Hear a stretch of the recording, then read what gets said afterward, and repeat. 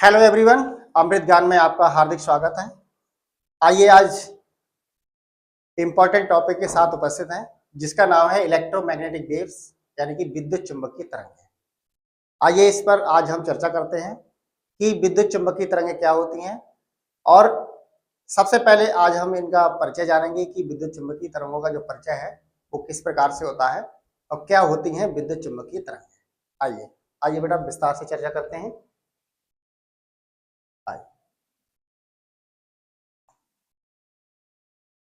इलेक्ट्रोवेव्स यानी कि विद्युत चुंबकीय तरंगें। इंट्रोडक्शन टू इलेक्ट्रोमैग्नेटिक वेव्स, विद्युत चुंबकीय तरंगों का परिचय। आइए जानते हैं कि विद्युत चुंबकीय तरंगें क्या होती हैं। N electromagnetic wave is a wave of electric and magnetic fields that oscillate in perpendicular plans and propagate through space at the speed of light. These waves do not require a medium to travel and can propagate through a vacuum such as in outer space. विद्युत चुंबकीय तरंगें विद्युत और चुंबकीय क्षेत्र की एक तरंग होती हैं जो बेटा लंबवत तलों में दोलन करती हैं। क्या करती हैं बेटा? दोलन करती हैं और प्रकाश की गति से अंतरिक्ष में फैलते हैं और इन तरंगों को यात्रा करने के लिए किसी माध्यम की आवश्यकता नहीं होती है और ये बेटा निर्वात में भी फैल सकती हैं, जैसे कि बाहरी अंतरिक्ष में ये तरंगें आपको मिल जाती हैं। ठीक है मेरे प्यारे बच्चों, फिर से देख लीजिए।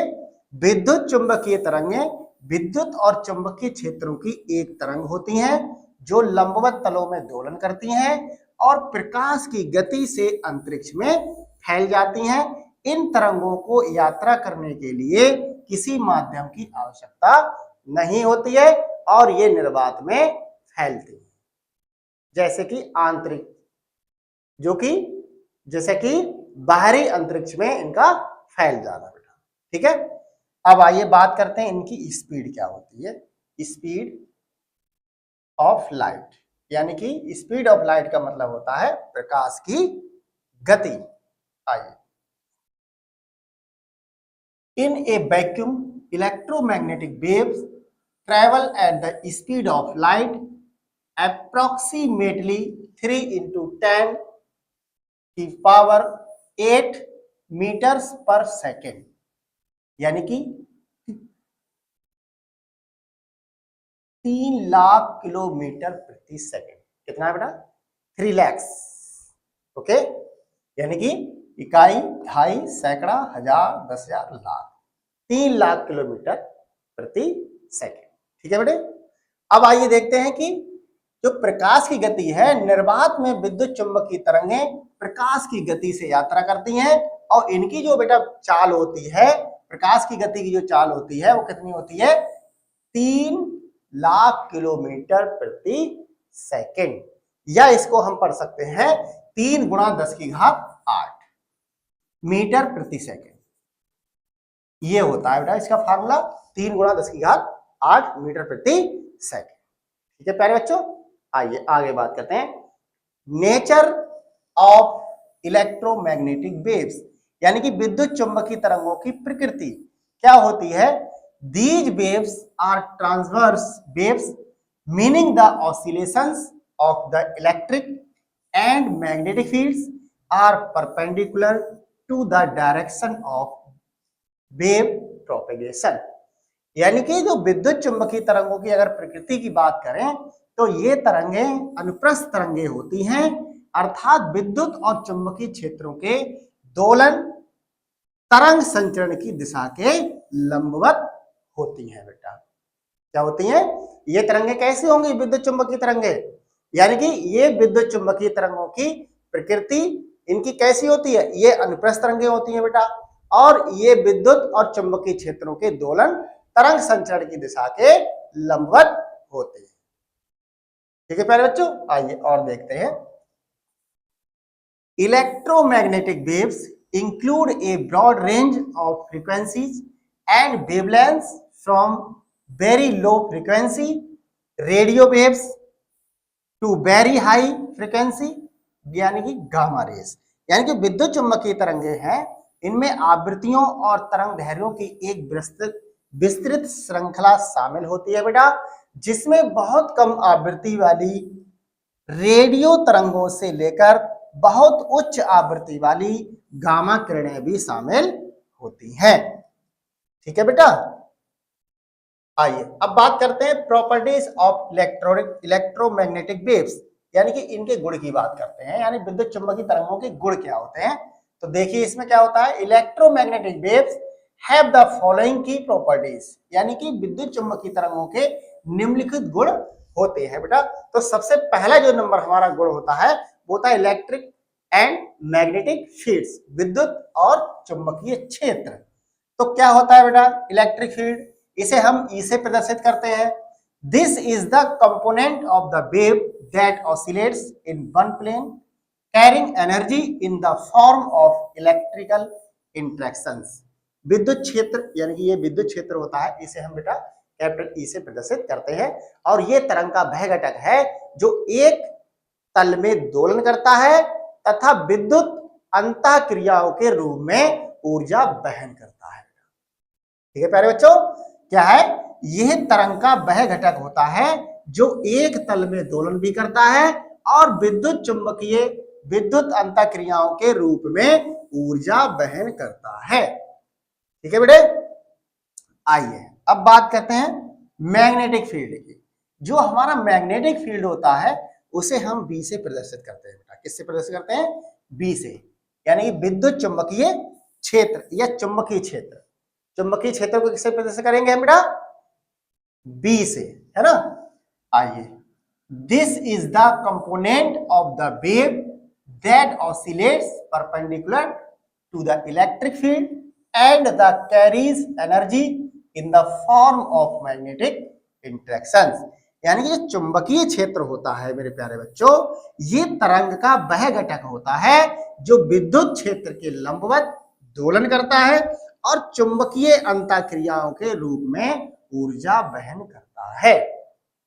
ठीक है प्यारे बच्चों, यानी कि ये क्या है, ये तरंग का वह घटक होता है जो विद्युत क्षेत्र के लंबवत दोलन करता है और चुंबकीय अंतःक्रियाओं के रूप में ऊर्जा वहन करता है। इसे हम चुंबकीय क्षेत्र कहते हैं प्यारे बच्चों। आइए, both fields oscillate in a synchronized manner and are always perpendicular to each other and to the direction of propagation of the wave। यानी दोनों क्षेत्र समकालिक तरीके से दोलन करते हैं मेरे प्यारे बच्चों तथा सदैव एक दूसरे के लंबवत होते हैं तथा तरंग संचरण की दिशा के भी लंबवत होते हैं। ठीक है मेरे प्यारे बच्चों, यानी कि दोनों का जो क्षेत्र है वो कैसा है, समकालिक तरीके से दोलन करते हैं। दोनों ही, चाहे चुंबकीय क्षेत्र हो चाहे विद्युत क्षेत्र हो, तो ये क्या होता है, यानी दोनों क्षेत्र समकालिक तरीके से दोलन करते हैं और सदैव एक दूसरे के लंबवत होते हैं और तथा ये क्या करते हैं, संचरण की दिशा के भी लंबवत होते हैं बेटा। आइए आगे बात करते हैं वेवलेंथ एंड फ्रीक्वेंसी। तरंग दैर्घ्य और आवृत्ति क्या होती है बेटा। वेवलेंथ और आवृत्ति, जो वेवलेंथ हमारी होती है उसे हम लैम्डा से प्रदर्शित करते हैं। किससे करते हैं बेटा, इसको हम लैम्डा बोलते हैं। ये आप देख रहे हैं इस तरीके से, the distance between two successive peaks और troughs of the wave, it is measured in metres. यानी कि कहने का मतलब क्या है, जो तरंग दैर्घ्य होती है वो बेटा लैम्डा होती है। तरंग के दो क्रमिक शिखरों या गर्तों के बीच की दूरी होती है और इसे बेटा किससे मापा जाता है, इसे मीटर में नापा जाता है। किसमें नापते हैं बेटा, मीटर में नापा जाता है तरंगों को।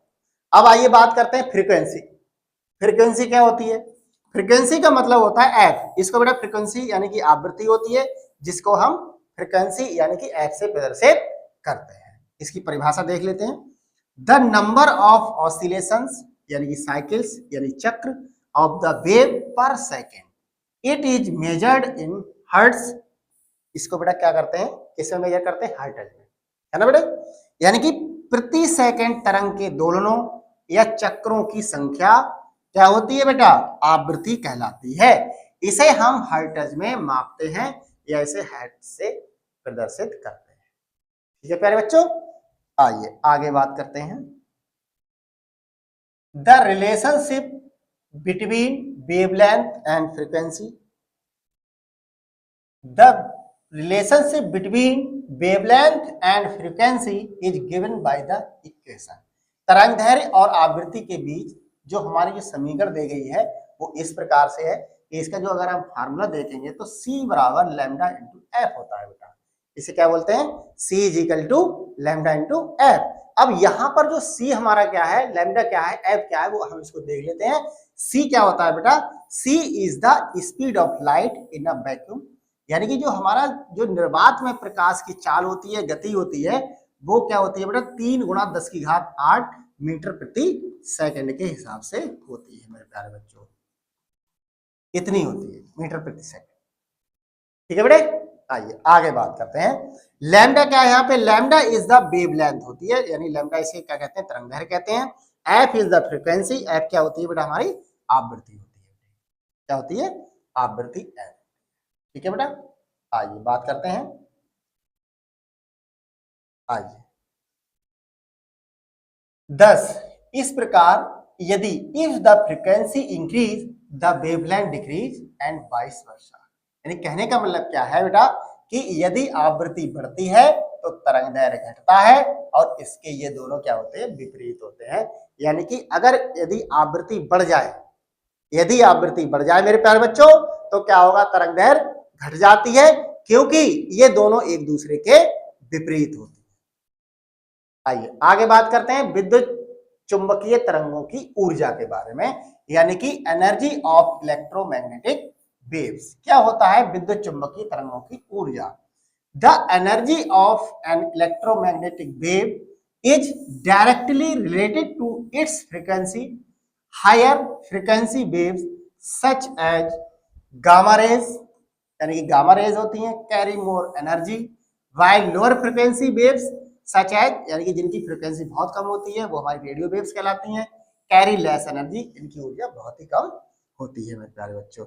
यानी कि देख लीजिए, विद्युत चुंबकीय तरंग की ऊर्जा सीधे उसकी आवृत्ति से संबंधित होती है मेरे प्यारे बच्चों, और जो उच्च आवृत्ति वाली तरंगे होती हैं उन्हें हम क्या कहते हैं, गामा किरणें होती हैं। इनकी तरंगदैर्घ्य क्या होती है, बहुत होती है बेटा, यानी जिनकी उच्च आवृत्ति हो वो क्या होगी, गामा किरणें कहलाती हैं, और अधिक ऊर्जा ले जाती हैं, और ये क्या करती हैं बेटा, अधिक ऊर्जा ले जाती हैं। जबकि कम आवृत्ति वाली जो तरंगे होती हैं वो हमारी रेडियो तरंगे होती हैं, और ये कम ऊर्जा को ले जाती हैं।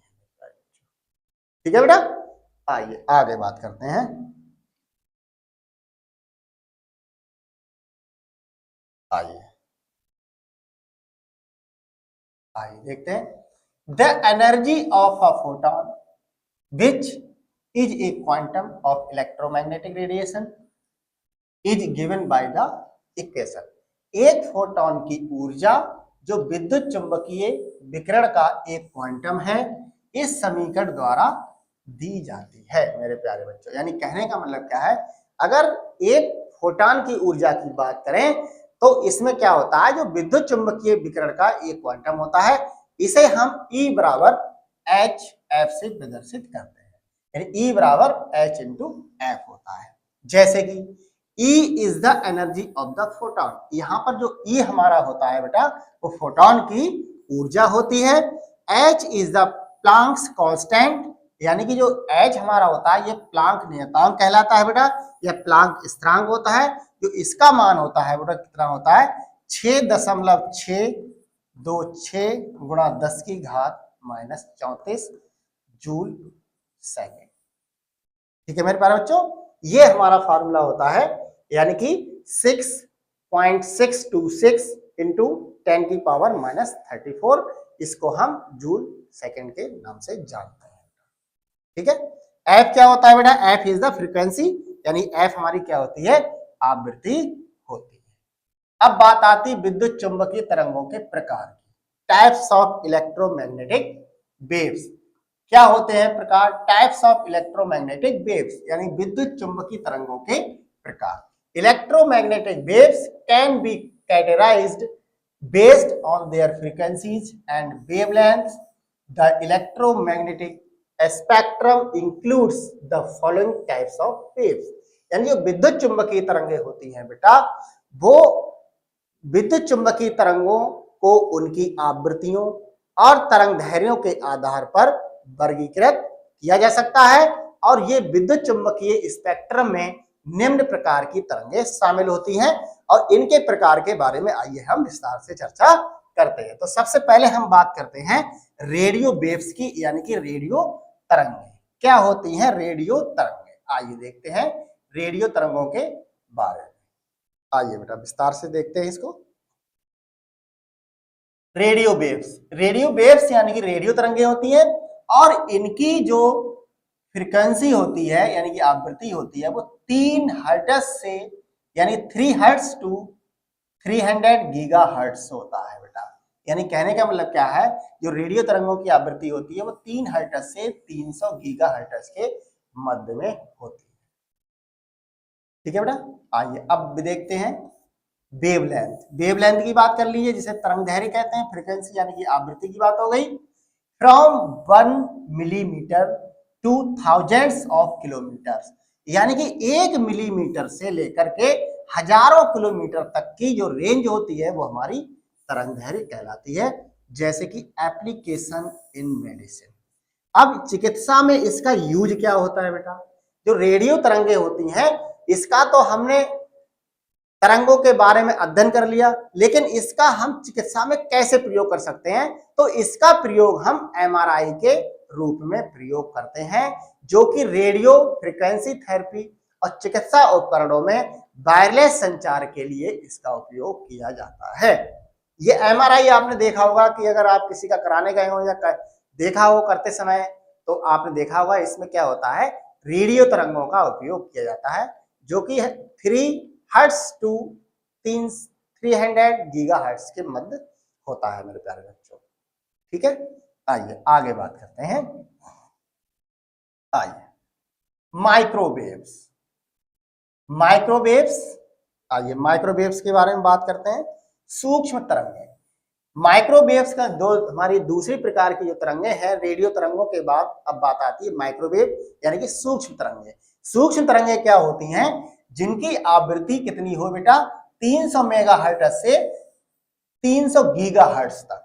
ये एक छोटी इकाई होती है, यानी 300 मेगाहर्ट्ज टू 300 गीगाहर्ट्ज। ठीक है बेटे, यानी 300 मेगाहर्ट्ज से 300 गीगाहर्ट्ज के बीच की जो वो आवृत्ति होती है वो हमारी माइक्रोवेव कहलाती हैं। और इनकी जो वेवलेंथ होती है बेटा वो 1 मिलीमीटर टू 1 मिलीमीटर, यानी फ्रॉम 1 मिलीमीटर टू 1 मीटर, यानी जो तरंग दैर्ध्य हमारी कितनी हो गई? 1 मिलीमीटर से 1 मीटर तक की जो तरंग दैर्ध्य होती है वो हमारी क्या कहलाती है? माइक्रोवेव कहलाती है। अब इनके चिकित्सा में उपयोग भी देख लीजिए। अगर हम application in medicine used in microwave therapy for heating tissues and in a medical equipment for communication, यानी कि चिकित्सा में अगर आप इनका उपयोग करते हैं तो ऊतकों को गर्म करने के लिए माइक्रोवेव थेरेपी में और संचार के लिए चिकित्सा उपकरणों में इनका उपयोग किया जाता है। इनका उपयोग कहां करते हैं? ऊतकों को गर्म करने के लिए माइक्रोवेव थेरेपी में, और संचार के लिए चिकित्सा उपकरणों में इनका उपयोग किया जाता है, जो हमारी सूक्ष्म तरंगें होती है। ठीक है बेटा, आइए आगे बात करते हैं अवरक्त विकिरण की, यानी कि इंफ्रारेड रेडिएशन। आइए बात करते हैं। देखिए इंफ्रारेड रेडिएशन यानी कि अवरक्त विकिरण।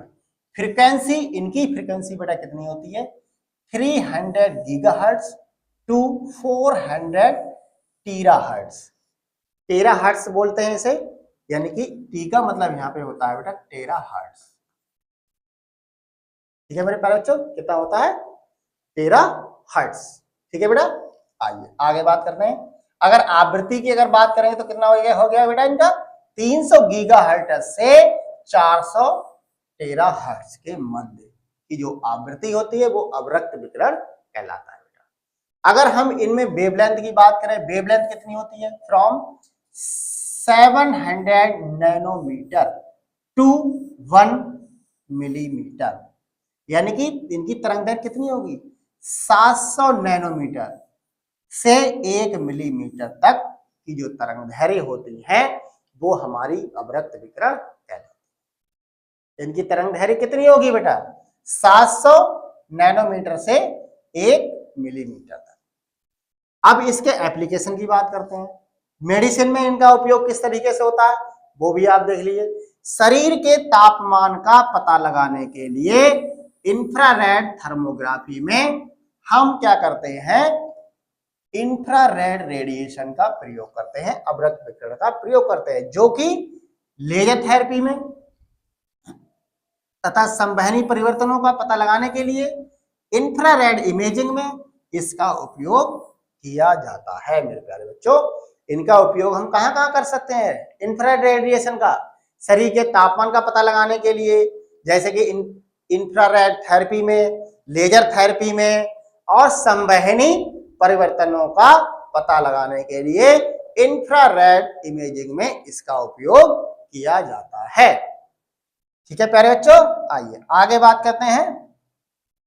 आइए, विजिबल लाइट क्या होता है? विजिबल लाइट यानी कि दृश्यमान प्रकाश, यानी कि दृश्य प्रकाश। दृश्य प्रकाश ये किरणें भी होती हैं। इनकी फ्रीक्वेंसी बेटा कितनी होती है? 400 टेराहर्ट्ज से 400 टेराहर्ट्ज के बीच में होती है इनकी फ्रीक्वेंसी। ठीक है बेटा, कितनी आवृत्ति होती है इनकी? 400 टेराहर्ट्ज से 800 टेराहर्ट्ज के बीच। ऐसे इनकी वेवलेंथ कितनी होती है? वेवलेंथ की बात करते हैं। From 400 nanometre violet to 700 nanometre यानी कि रेड। यानी कि इनकी जो वेवलेंथ होती है यानी तरंगदैर्घ्य कितनी होगी? यानी 400 नैनोमीटर यानी कि किसके लिए? वायलेट के लिए, बैगनी के लिए, और 700 नैनोमीटर यानी कि लाल के लिए। ठीक है बेटा, इस तरीके से हम इनको प्रदर्शित कर सकते हैं।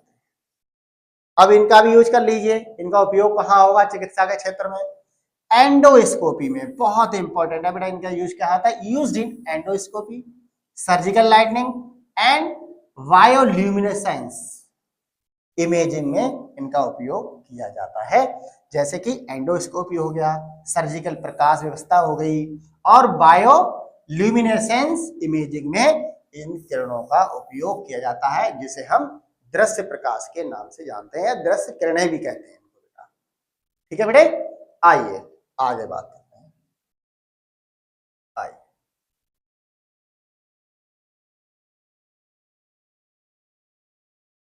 आइए,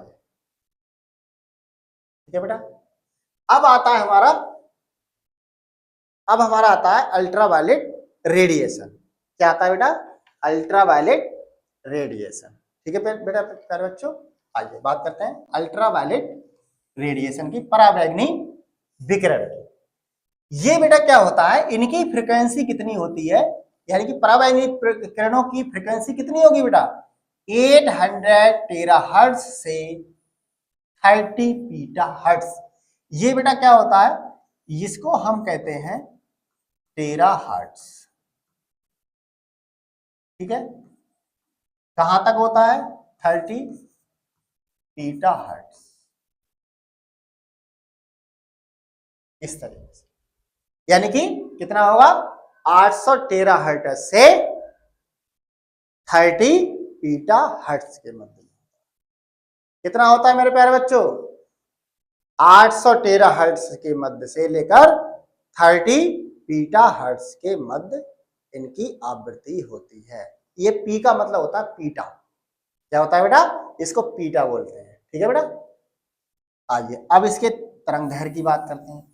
इसकी तरंगदैर्घ्य कितनी होती है? फ्रॉम 10 नैनोमीटर टू 400 नैनोमीटर, यानी 10 नैनोमीटर से लेकर 400 नैनोमीटर तक की जो तरंगदैर्घ्य होती है, वेवलेंथ होती है, वो किसकी होती है बेटा? पराबैंगनी किरणों की होती है। अब बात करते हैं एप्लीकेशन इन मेडिसिन। इसके भी अनुप्रयोग की बात कर लीजिए, इनका क्षेत्र क्या होता है। आइए,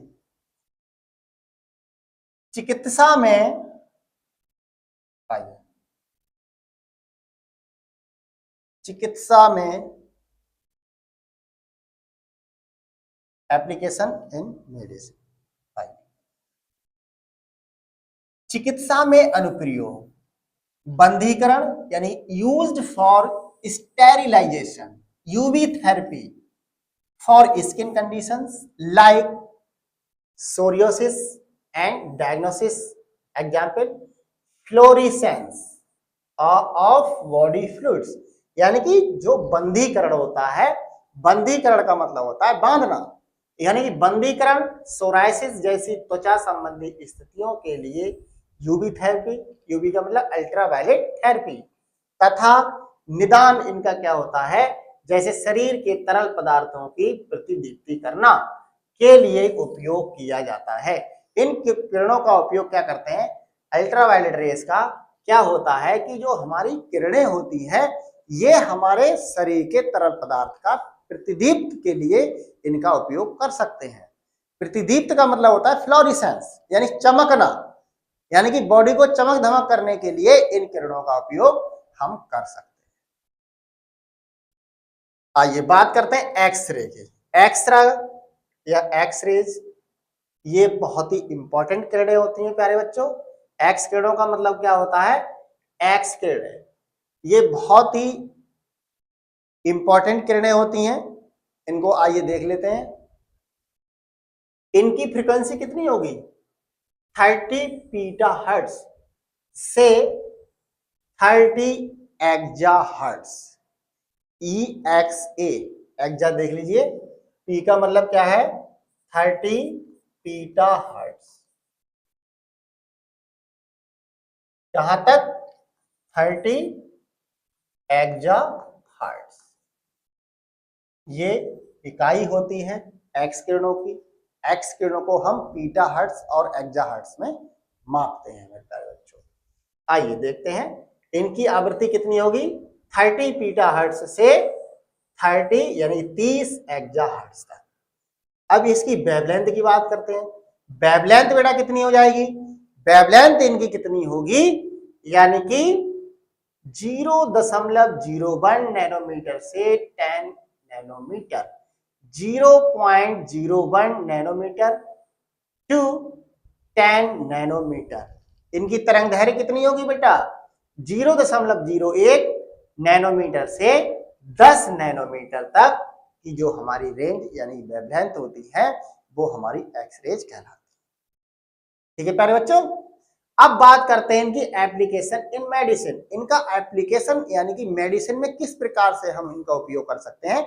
सबसे पहला क्या है, फ्रैक्चर, यानी कि अगर किसी भी व्यक्ति का अगर फ्रैक्चर हो जाता है, एक्सरा आपने सुना होगा, एक्सरा कराने जा रहे हैं। एक्सरे का मतलब क्या होता है, यानी हड्डी का टूटना।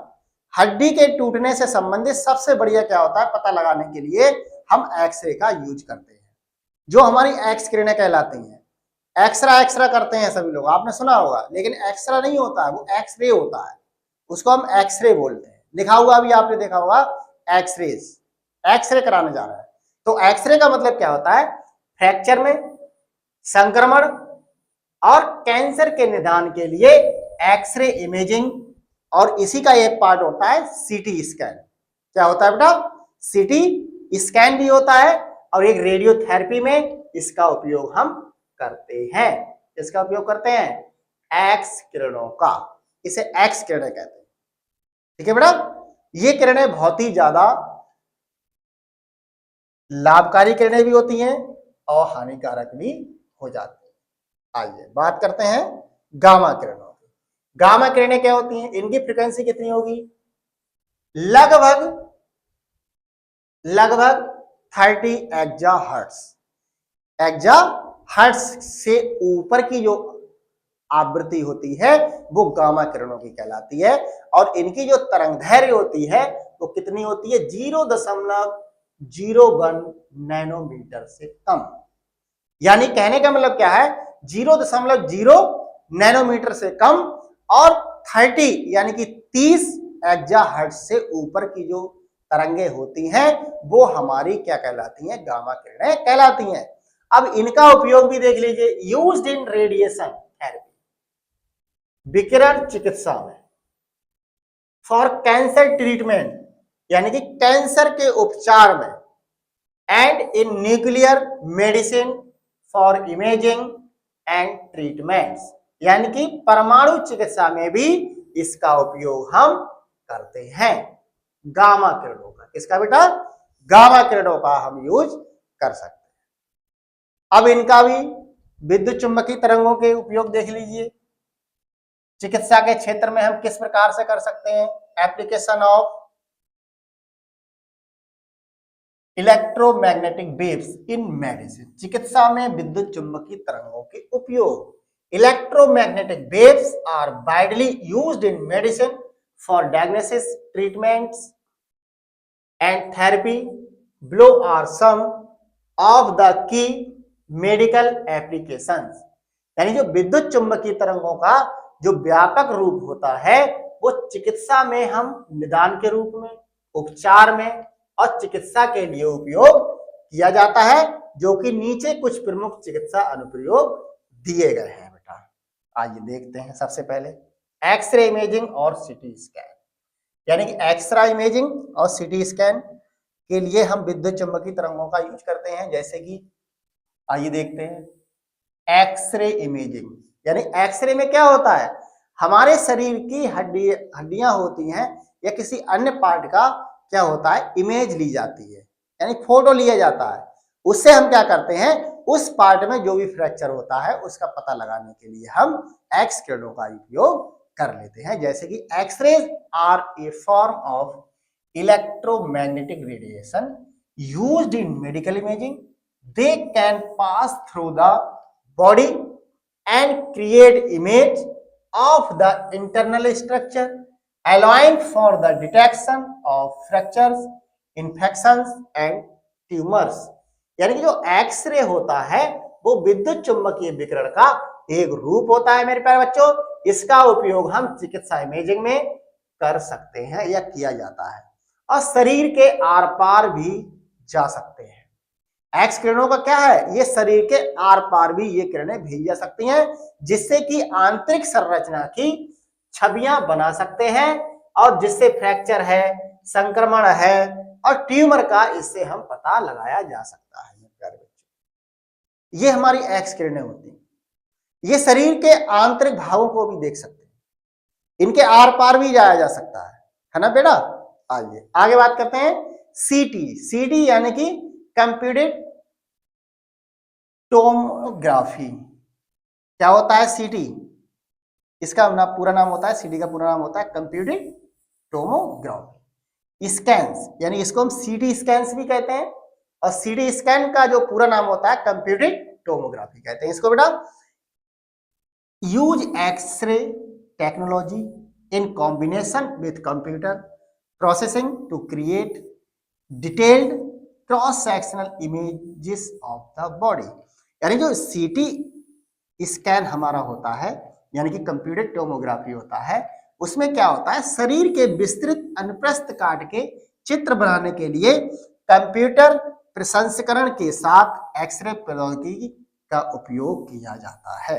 यानी कि इसका उपयोग हम कहाँ कर सकते हैं? सीटी स्कैन का शरीर के विस्तृत अनुप्रस्थ काट का चित्र बनाने के लिए हम प्रौद्योगिकी का उपयोग कर सकते हैं मेरे प्यारे बच्चों। इसी प्रकार नेक्स्ट आता है एमआरआई। एमआरआई का पूरा नाम होता है मैग्नेटिक रेजोनेंस इमेजिंग। ठीक है बेटा, एमआरआई का नाम होता है मैग्नेटिक रेजोनेंस इमेजिंग। इसको हम मैग्नेटिक रेजोनेंस इमेजिंग के नाम से जानते हैं, जिसे हम एमआरआई कहते हैं। जैसे आइए देखते हैं आइए। MRI uses strong magnetic field and radio frequency waves to produce details images of internal organs and tissues. It is particularly useful for imaging the brain, muscles and soft tissues. MRI क्या होता है बेटा? ये आंतरिक अंगों और ऊतकों की विस्तृत छवियां बनाने के लिए मजबूत क्षेत्रों और रेडियो फ्रीक्वेंसी तरंगों का उपयोग करता है। एमआरआई में क्या होता है मेरे प्यारे बच्चों, एमआरआई में हम अंदर तक के चित्र यानी कि फुल बॉडी चेकअप होता है, इससे हम पूरी बॉडी के चित्र बना सकते हैं। विस्तृत छवि का मतलब होता है अपनी इमेज बनाना, विस्तृत कहीं का भी फुल बॉडी में आप किसी भी क्षेत्र का आप फुल छवि यानी कि इमेज प्राप्त कर सकते हैं, क्योंकि ये बहुत ही मजबूत चुंबकीय क्षेत्र होता है और ये रेडियो फ्रीक्वेंसी तरंगों का उपयोग करता है, जैसे कि ये मस्तिष्क, मांसपेशियां और कोमल ऊतकों की इमेज भी इससे प्राप्त की जा सकती है।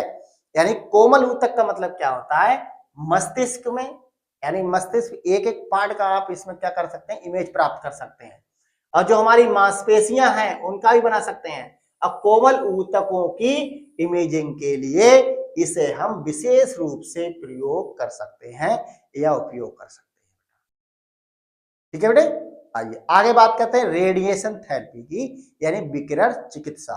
विकिरण चिकित्सा क्या होती है बेटा, इसके बारे में आइए देखते हैं क्या होता है विकिरण चिकित्सा यानी कि रेडिएशन थेरेपी। आइए, gamma rays and X-rays are used in radiation therapy, यानी कि कहने का मतलब क्या है, जो गामा रेस और एक्सरे में हम किरणें जो हमारी होती हैं वो रेडिएशन थेरेपी में यूज की जाती हैं। यानी कि रेडिएशन थेरेपी क्या है, इसमें क्या होगा, गामा रेस होंगी और एक्सरेज होंगी। ठीक है बेटा, टू ट्रीट कैंसर, यानी कि कैंसर के इलाज में these high energy waves are used to destroy cancer cells while damaging their DNA, preventing further growth and application. Deoxyribonucleic acid, यानी डीएनए का जो पूरा नाम होता है डीराइबोन्यूक्लिक एसिड के नाम से इसको हम जानते हैं बेटा। अब इसका क्या है कि कैंसर के इलाज के लिए रेडिएशन थेरेपी में गामा किरणें और एक्स किरणों का इस्तेमाल किया जाता है। इन उच्च ऊर्जा तरंगों का उपयोग कैंसर अगर किसी को हो गया है बेटा, तो कैंसर ग्रस्त कोशिकाओं के डीएनए को नुकसान पहुंचाकर उन्हें नष्ट करने के लिए इसका उपयोग किया जाता है। ये विकिरण चिकित्सा कहलाती है बेटा। अगर किसी को कैंसर हो रहा है तो कैंसर का इलाज करने के लिए उस क्षेत्र पर जहां पर कैंसर है वहां पर हम गामा रेस और एक्स किरणों को हम उस पर इफेक्ट डालते हैं, जिसे हम रेडिएशन थेरेपी कहते हैं। रेडिएशन थेरेपी के माध्यम से यहां पर क्या होता है, जिससे कि इनका इलाज होता है, कैंसर का इलाज होता है, जिससे आगे की वृद्धि और प्रतिकृति को रोका जा सके।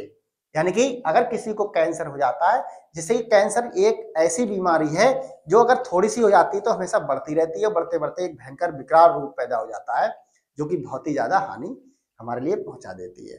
तो इसे रोकने के लिए रेडिएशन थेरेपी कराते हैं, जिसमें गामा किरणें और एक्स किरणों को इस पर रेडिएट किया जाता है बेटा, जिससे कि आगे ये इसकी वृद्धि ना हो सके और इसकी प्रतिकृति को रोका जा सके और इस पर जो इसका संपूर्ण जो एरिया होता है उसको नष्ट भी किया जा सके। अब बात आती है लेजर थेरेपी की। लेजर थेरेपी बहुत ही इंपॉर्टेंट है। लेजर थेरेपी आपने देखा भी होगा, जानते भी होंगे। लेजर थेरेपी का यूज क्या होता है कि laser are a form of infrared radiation used in various medical procedures including surgery, tissue repair and eye surgery, जैसे कि लेसिक, इसको हम लेसिक बोलते हैं। क्या बोलते हैं, लेसिक। जो हमारी लेजर किरणें हैं, यानी लेजर अवरक्त विकिरण का एक रूप होती हैं। लेजर क्या होता है बेटा, लेजर अवरक्त क्या है, विकिरण का एक रूप होता है जिसका उपयोग हम विभिन्न चिकित्सा प्रक्रियाओं में करते हैं और जिसमें जैसे कि सर्जरी होना, ऊतक मरम्मत है और नेत्र शल्य चिकित्सा उपयोग जैसे कि लेसिक, इसको हम लेसिक के नाम से भी जानते हैं बेटा। ठीक है बेटा, आइए अब बात करते हैं नसबंदी के लिए यूवी विकिरण। नसबंदी, यूवी रेडिएशन फॉर स्टेरिलाइजेशन क्या होता है बेटा, आइए बात करते हैं। जैसे नसबंदी के लिए यूवी विकिरण, यूवी विकिरण यानी कि अल्ट्रावायलेट रेडिएशन फॉर स्टेरिलाइजेशन, नसबंदी के लिए यूवी विकिरण।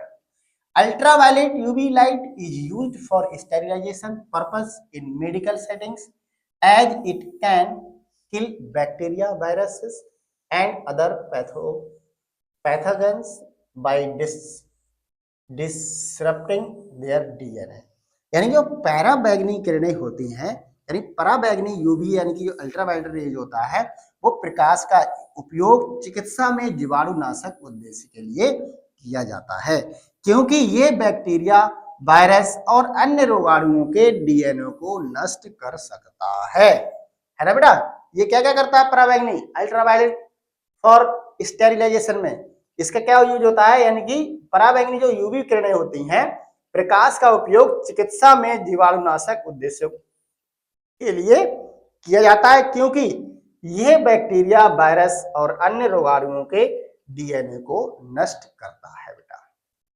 क्या करता है, ये डीएनए को नष्ट करता है।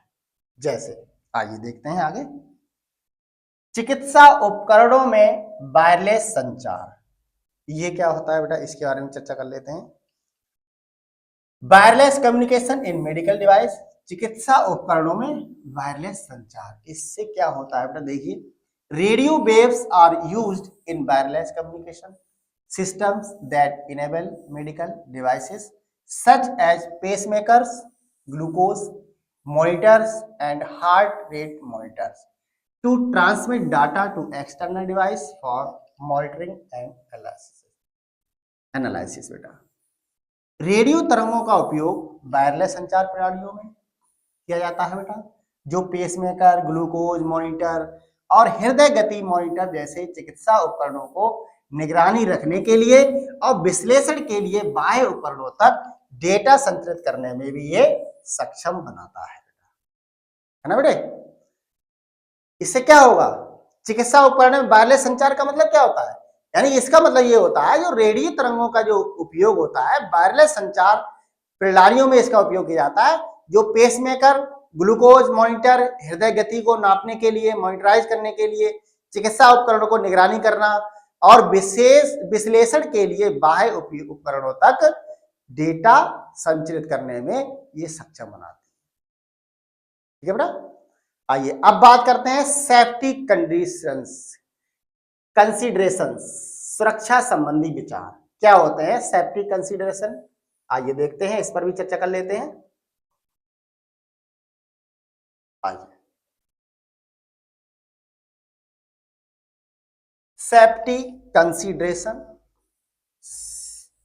सुरक्षा संबंधी विचार। While electromagnetic waves have numerous medical application, some types of electromagnetic radiation, particularly high energy radiation like X-rays and gamma rays, can be harmful to human tissues if exposure is prolonged or excessive। यानी जो यद्यपि विद्युत चुंबकीय तरंगे हैं, वो तरंगों के अनेक चिकित्सा अनुप्रयोग हैं, यानी कि विद्युत चुंबकीय तरंगों के अनेक चिकित्सा अनुप्रयोग होते हैं बेटा, फिर भी कुछ प्रकार के विद्युत चुंबकीय विकिरण हो गए, विशेष कर उच्च ऊर्जा विकिरण, जैसे एक्सरा हो गया आपका, ठीक है, गामा किरणें हो गई, और यदि लंबे समय तक या अत्यधिक संपर्क में रहें तो मानव ऊतकों के लिए ये हानिकारक भी हो सकती हैं। बिल्कुल, अगर आप मान लीजिए कि एक्सरा और गामा किरणें हैं, जो नहीं एक्स किरणें होती हैं और गामा किरणें होते हैं, यदि हम इनको लंबे समय तक अगर हम इनके संपर्क में रहते हैं तो ये हमारे ऊतकों के लिए हानिकारक हो सकती हैं, क्योंकि ये बहुत ही ज्यादा हार्मफुल यानी कि हानिकारक किरणें साबित हो जाती हैं। क्योंकि ये आपने देखा होगा कि एक्स किरणें होती हैं, जो एक्सरा यानी कि हमारा जो हड्डी फ्रैक्चर वगैरह होता है उसको करने के लिए, हम फ्रैक्चर का को पहचानने के लिए, जानने के लिए हम इन किरणों का यूज करते हैं। जैसे कि प्रिकॉशंस, अब इसमें सावधानी क्या है, precautions should be taken when using medical equipment like X-ray machines, including using protective sheets and minimising exposure time. यानी जो एक्सरे मशीन और जैसे चिकित्सा उपकरणों का उपयोग करते समय सावधानियां बरतनी चाहिए मेरे प्यारे बच्चों, जिसमें सुरक्षा कवच का उपयोग करना और एक्सपोजर समय को न्यूनतम रखना शामिल होता है।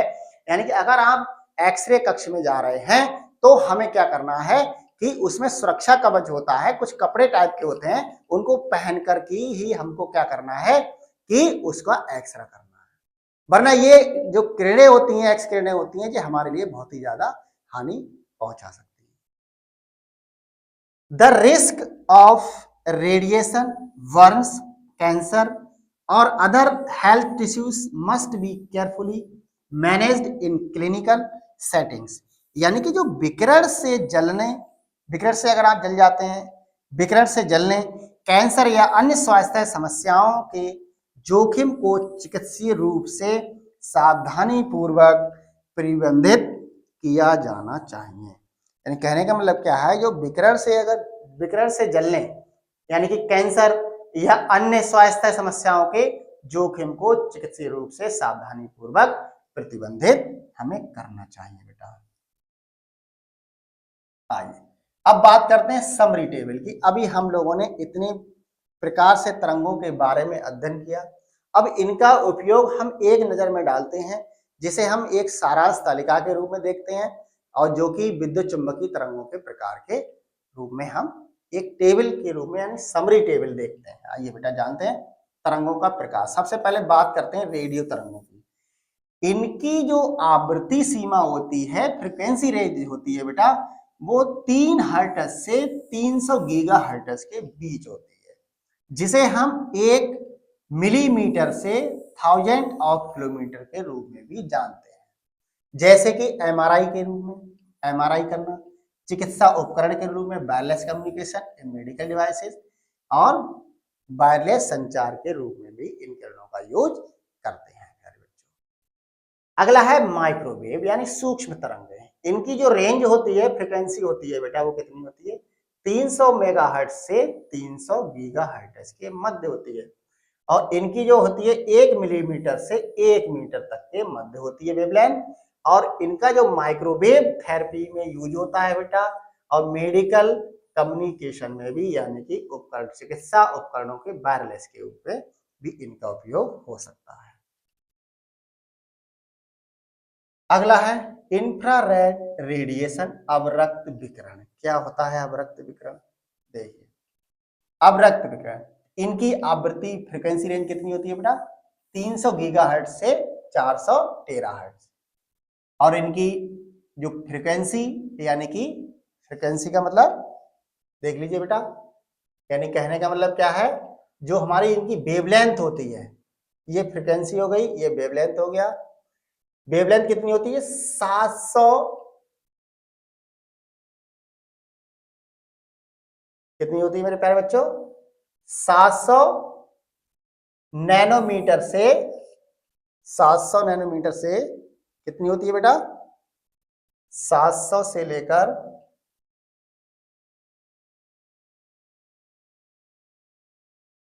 आगे देखते हैं। अवरक्त इंफ्रारेड रेडिएशन के बारे में, यानी कि 300 गीगाहर्ट्ज से कितनी होती है? 400 टेराहर्ट्ज। इनको क्या होता है? इंफ्रारेड थर्मोग्राफी में और लेजर थेरेपी में इनका उपयोग किया जाता है। ऐसे ही दृश्यमान किरणें होती हैं, विजुअल प्रकाश जिसे कहते हैं, इनका होता है बेटा 400 टेराहर्ट्ज से 800 टेराहर्ट्ज के मध्य, और इनकी जो फ्रीक्वेंसी रेंज होती है, वेवलेंथ रेंज, वेवलेंथ फ्रीक्वेंसी में 400 नैनोमीटर से 700 नैनोमीटर तक। एंडोस्कोपी के क्षेत्र में, सर्जिकल लाइटनिंग में और बायोल्यूमिनेसेंस के रूप में इनका उपयोग होता है। अब आती है बात अल्ट्रावायलेट रेडिएशन। अल्ट्रावायलेट रेडिएशन कितना होती है इनकी रेंज? 800 टेराहर्ट्ज से 300 पीटाहर्ट्ज, 30 पीटाहर्ट्ज, और कितनी होती है? 10 नैनोमीटर से 400 नैनोमीटर तक। इनका उपयोग कहाँ कर सकते हैं? बंदीकरण के रूप में, यूवी थेरेपी के रूप में, और निदान के रूप में भी इनका उपयोग कर सकते हैं।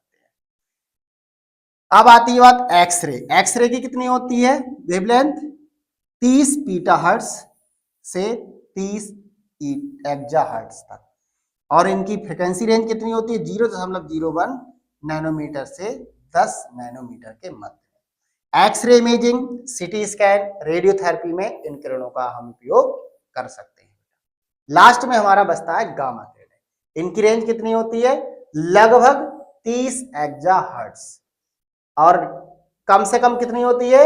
Less than 0.01 nanometre.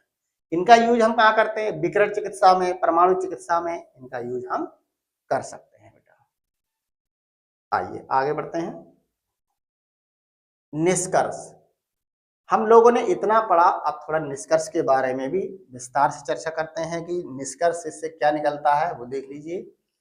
निष्कर्ष के conclusion, understanding electromagnetic waves is essential for nursing students as these waves are fundamental in many medical technologies, from X-rays to MRI and from radiation therapy to wireless communication.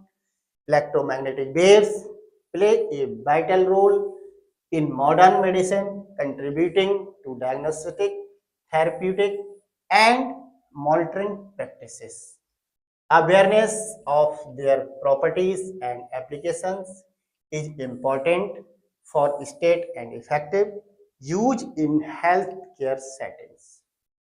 यानी कि बेटा जो हमारे nursing के छात्र होते हैं, नर्सिंग के छात्रों के लिए जो हमारी विद्युत चुंबकीय तरंगे हैं उनको समझना बहुत ही लाभदायक होता है, बहुत ही ज्यादा आवश्यक होता है, क्योंकि ये तरंगे चिकित्सा प्रौद्योगिकी में मौलिक होती हैं, क्योंकि इनका यूज हम एक्सरे से लेकर एमआरआई तक और विकिरण चिकित्सा से लेकर वायरलेस संचार तक विद्युत चुंबकीय तरंगें आधुनिक चिकित्सा में महत्वपूर्ण भूमिका निभाती हैं, जो हमारे निदान, उपचार और निगरानी में प्रथाओं में योगदान करती हैं और स्वास्थ्य सेवा सेटिंग्स में सुरक्षित और प्रभावी उपयोगों के लिए गुणों और अनुप्रयोग के बारे में जागरूकता महत्वपूर्ण प्रदर्शित करती हैं। मेरे प्यारे बच्चों, यानी नर्सिंग के क्षेत्र क्या है, यानी जो नर्सिंग का छात्र है, तो नर्सिंग के छात्रों के लिए विद्युत चुंबकीय तरंगों को समझना बेटा बहुत ज्यादा इंपॉर्टेंट होता है, क्योंकि इन तरंगों के द्वारा हम एक्स किरणें हैं, गामा किरणें हैं, रेडियो तरंगे हैं, इनका यूज हम विभिन्न तरीके से हम उपयोग कर सकते हैं। जैसे एक्सरा है, एक्सरा अगर आप कराते हैं, एक्सरे से लेकर सीटी स्कैन हो गया, एमआरआई हो गया, तो ये सब क्या है? ये सब विद्युत चुंबकीय तरंगों के उदाहरण होते हैं, जो विद्युत चुंबकीय तरंगों के द्वारा ही, इनके द्वारा इमेज हमें, अपनी पूरी बॉडी की इमेज होती है वो हमें प्राप्त हो जाती है। तो इनकी सुरक्षा से क्या उपयोग है, इनके गुण क्या है, इनके उपयोग क्या है, इनको जानना नर्सिंग छात्रों के लिए बहुत ही महत्वपूर्ण माना जाता है ना। आइए आगे बात करते हैं। आज का टॉपिक मुझे लगता है यहीं तक है, और आगे इसी तरीके से हम लोग बारी बारी से इनका जो टॉपिक है वो इसी तरीके से चलता रहेगा। और आज के टॉपिक में मैं समझता हूं आज का टॉपिक हमारा यहीं तक है, और नेक्स्ट वीडियो में हम आगे फिर इसी तरीके से मिलेंगे। और आज के लिए आज के टॉपिक में यहीं तक, और आगे नेक्स्ट टॉपिक के साथ फिर उपस्थित होंगे। तब तक के लिए जय हिंद, जय भारत।